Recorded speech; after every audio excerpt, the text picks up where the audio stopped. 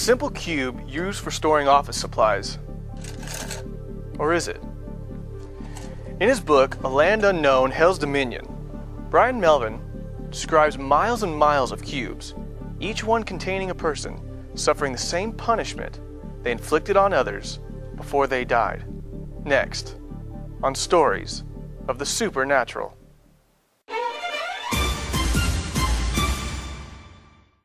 In 1980, I was a rough and ready kind of a guy.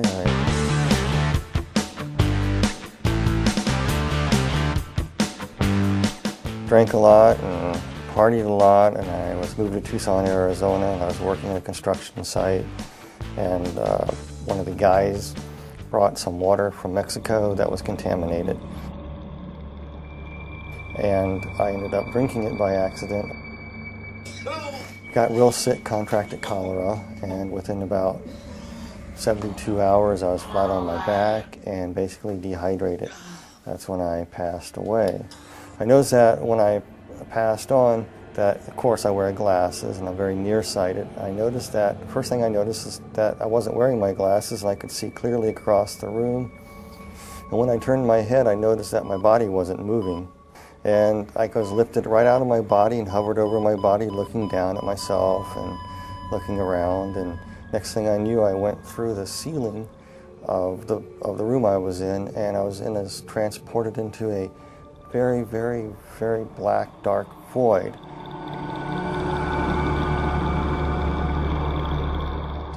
I could hear like somebody speaking to me, like telepathy. And it was explaining to me many, many things that I no longer remember, but most of the idea was explaining to you the whys of life, why there was evil in the world, why this, why, people have questions all the time. These were being answered to you as you were being transported to this light. And time you got to where the light was, you knew what happened, you know what's going on. You know what happened, you know you died, you know you're going to be judged, and everything as you're traveling, it's made so clear to you that what's happening is perfectly just and right. Oh yeah, I was going through the darkness and I was approaching the light there, and I noticed that on this rock, it was a big huge boulder right out in the middle of this darkness, and there was a person sitting on a throne. And the individual that was sitting on it was emanating light, very, very powerful, bright light. And there was a love and compassion too, but also a firmness and fairness emanating from this person. And I'm going, who is this? And the basic question that was coming to me through this thought was, look what you have done with God's gift.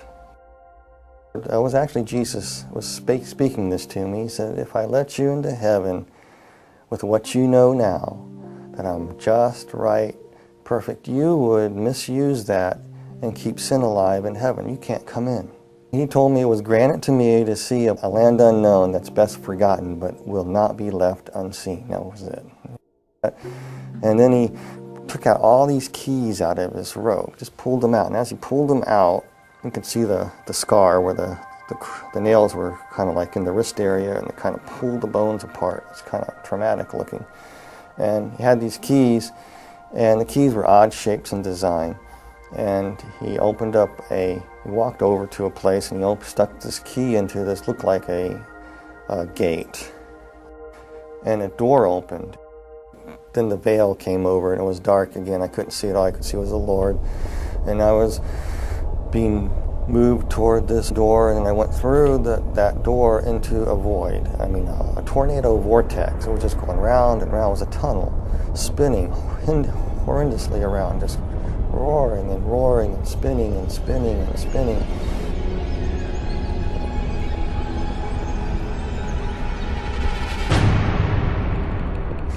And it smelled horrible. I could hear these screeches and noises and sirens. The most thing that I remember the most was slurping noises and screams, and you could feel heat, really hot heat. The next thing you know, I was falling through the sky. It looked like the sky, and I hit the ground. You know, it kind of hurt, and I stood up, and I looked, and I go, where am I? All these people ran out, and some of them looked like people that were dead that I knew, and other people I knew that were not dead. And they come around me, slapping me on the back. They got there awful quick because the house looked far away, but all of a sudden they were there, slapping me on the back, welcoming me there. But something just wasn't quite right with them because they looked weird. They had yellow glints in their eye, and their eyes were almost reptile-like. I looked over and I saw what looked like my best friend turn into somebody else. And I said, hey, wait a minute, you can't do that. You're not who you say you are. Who are you? And then all of a sudden I looked around and I go, all these people around me are not people. They begin to morph into what they were. They were ugliest creatures I've ever seen. Reptile-like, some of them, they were just god-awful, like rotting vegetables, and they were distorted and twisted, and then they were not perfect by no means. And they were just filthy, smelly creatures. And they were just starting to come at me like they're going to shred me to pieces. And one tried to grab me right across my chest, and one tried to grab my legs. And while they're trying to tear you to pieces, they backed away, and this one that looked like my best friend earlier, who morphed into different people, came up to me. It was it was about 4'8", looked like a sort of half dinosaur, a reptilian type creature, and it was hissing and spitting at me, and was speaking in a language that I didn't know what it was saying at first. I was telling, and it was broken in English. It was telling me to come, follow it, follow it, follow it.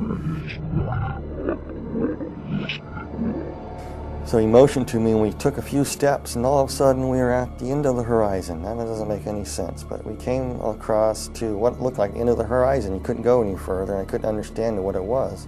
And yet I could look out, and I could see all this vast fields and mountains. And then that creature stuck its hand in this horizon, and he ripped it open like a veil, and he stepped out of it up onto this road, and he telling me to come, motioning me to come. So I did the same. I just went ahead, I got out, and next thing I knew, I was on a large, wide, dusty, flat road. I just came out of a cell, a cube. It was around 10 by 10 foot square. It could have been 14 by 14. That's what the dimensions were. And there was a cell next to it, and there was a cells above it, kind of set back, concave, so they're going up. And there were 6 of them to the roof of this place. And in the walls are embedded people in cells. And he pointed to another cube, and in this cube I was looking at, there were people inside these cubes. Some were vacant, some people waiting for people to arrive like I did. There's this person in there, and I was just looking at them, and then it was showing me another person. Each person that was in their cube was like they were reliving parts of their life all over again, but not in a very pleasant way. It's like a living nightmare. When we return, Brian Melvin is taken deeper into hell, where he sees people in torment. Among them, one of the most notorious murderers in history.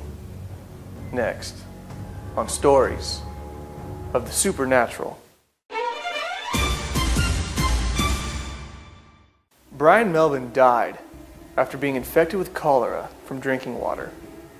He describes how his soul was separated from his body and taken to hell. While in hell, his demon guide showed him miles of cubes, most of them containing the souls of people suffering their own personal hell for their deeds during their life on earth. And as we were walking along, I realized that hell is just an enormous big place, and there's many other parts to hell that I did not see. I just saw this place called the pit. And so it says, it's been granted to thee, follow me out to the middle of the road. So he walked out in the middle of the road, and all these demons and creatures running around, and I saw all these people in various stages of torment. And some of these demon creatures inside these cubes were going in at will. And they would be attacking people in various ways. But to the people, they look like other people, or times in their lives, or they look like demons. Whatever their worst nightmare was is basically what they were living. We walked along to another cube, looked inside of another individual that was there, and it reminded me of an old sailing ship. And this guy used to be a captain of the ship, and he was being flogged. Things that he did on this old sailing ship, he did it for pleasure for these people because it was his ship, and he liked to be mean to his crew, and it was being meted back to him. I noticed this being, this creature looking at me. It was in a cube at first, and the person who was looking at this creature is one of those tall creatures with the faces that went around, but it was of a beautiful purplish color in a way, kind of a beautiful creature, but hideous at the same time.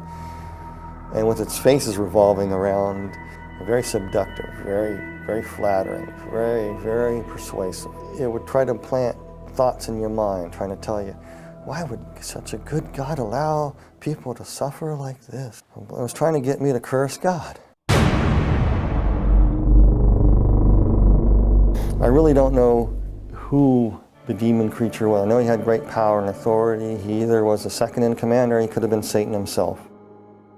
His one vortex was spinning, and a lady that had just died in a car wreck came through, and she was deposited right there. And I saw her as she arrived, and inside her cube, she saw it as the illusion of her grandmother's farm, her grandparents' farm that she loved so well as when she was growing up. And her grandmother recently passed away too, so she got in this cube, and immediately she thought she was in heaven because there was her grandmother waiting there welcoming me. The grandmother that was actually a demon that gave the illusion of being the grandmother said, "Dear Pudding, you made it to heaven. I'm so glad you're here." And she really thought that she was in paradise. But there was a darker side to her. She would make her children be what she wanted. Her children wanted something else. She wanted them to be this. And if they didn't do it her way, it was the fist. It was verbal abuse. It was cutting down. So as she sat down, I was watching it, and the tree's limbs just grabbed her. And then she realized she was not in paradise. And as we passed some cubes, there were people inside, and they were trapped in flames. And it was like their skin was still intact, but they were burning. And there was this individual, and he was playing pool. And this guy was a child serial killer, but he lived in the 1940s. But he was in this pool hall playing this pool before the punishments would commence again. He thought he had a break. And then these people in there would torment him and come and run and just grab him and tear him up. And out of the sky I could see this big demon coming down. It reminds me of a snake. He just gobbled him and swallowed him. Then all these other little demons came up and said, that's no fair. We didn't have our chance with him yet. Regurgitated him back up. He was whole. I know this sounds really bizarre, but that's what happened. Then all the other little demons, little teeny things, about 1 foot, 3 foot tall, just jumped on him. And he was powerless. And they were beating him and clawing him. And there was no rest for this guy whatsoever after that. It was constant torment. Everything that he ever done was being justly put back to him. I came to a cube, and I was looking at this, and this was a woman. She was dressed in fine garb. She was a temple prostitute, basically what it was. And she was somebody who died in Corinth around 69 AD. For a price, she would have a newborn son. For some reason, their religion was some strange thing. When you have a newborn son, you can offer it into a statue, and there's flames underneath the statue. You put the baby on the statue, and basically the baby would be cooked. And here she is in this temple. There was no let up to her torment. It was almost like all the little babies that she burned that were hers and other people's were tormenting her, mocking her, pouncing on her, just crawling and tearing her up. And she just screamed, and I had to turn away and walk.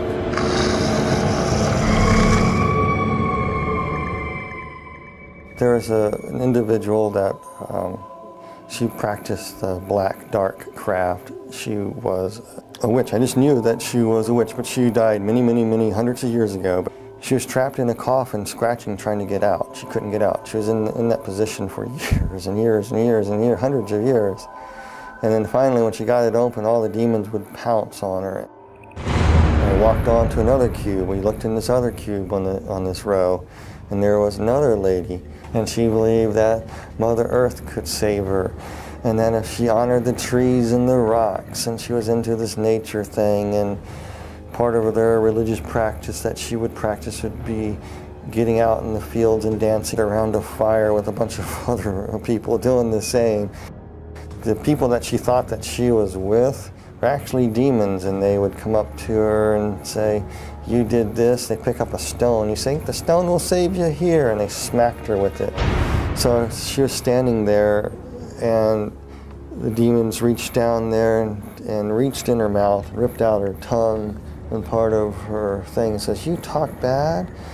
Oh, the stones are not going to save you. Nobody can save you." Then they ripped off her, just actually took her skin and just peeled it off. It was really slow and agonizing to shreds. It done nothing to the skeletons. Then they took the bones and broke the bones. And she felt everything. Then her body would come back together. The flesh would come back together. And she'd be whole again. And it would start all over again. A different scene would happen. And some of the cruelest people on earth were in these. Some people, I don't like to say names of people or anything like that, but I will, this one particular individual is definitely there, and everybody knows who it is. It's Adolf Hitler. Hitler was sitting in a cube. The cube was open, and it was just burning flames. He's just sitting there burning. And his flesh wasn't burning, and he had this hideous look on his face. And as he was burning, the flesh would be rotting, and he was feeling every bit of it. It was almost like every oven of the gas, of the concentration camps, all the tortures that went on there were being meted back to him in one intense flaming bit of stoked up white hot heat that would rot his flesh away at the same time, make him ashes, come back. He was just being tormented like that. He was just, I remember having this weird look on his eyes. It was just angry, vicious anger. When we return, Brian Melvin tells how for a moment he thought he may be trapped in hell for all eternity. We were walking in another segment of hell near the back recesses of the wall, another segment of the deep dark pit. And we're coming to this one pit there was one place, and the cube was open, and inside there, this demon was trying to get me to go inside this cube in what looked like a dentist chair. I'm not afraid of dentists at all, but this thing looked like a dentist chair to me, with all these hideous creatures in there trying to say, "This is where you are going. And they want you in this cube here." And they were trying to get me in there, and I didn't want to go. And this part is very hard for me, because you got to understand, you are so scared. This whole time you're there, you're just saying, "Jesus Christ, Jesus Christ, Jesus Christ." By that time, I was probably saying "Jesus Christ" so fast, Jesus Christ so fast, that it was a blur. That's all I can say. They wanted me in this cube, and I was scared. I didn't want to go in this thing. And like I said, throughout the whole time, you felt a connection with somebody from above, the Lord. And then all of a sudden, you could feel something coming for you. I was so petrified, I couldn't distinguish what it was. You could feel the footsteps walking behind you, and the ground thundering. And as it closer, whatever it was walking behind me. And I was too scared to turn away to see who it was, because I didn't want these things to rush me and grab me. And all of a sudden, they started coming toward me. And then the presence got right behind me, and they all scattered. And that purplish, big, tall, demonic creature, the regal creature, kind of backed slightly away and kind of bowed and kind of walked out, just kind of slithered on into the mist, into the darkness of hell. And the Lord was carrying me up.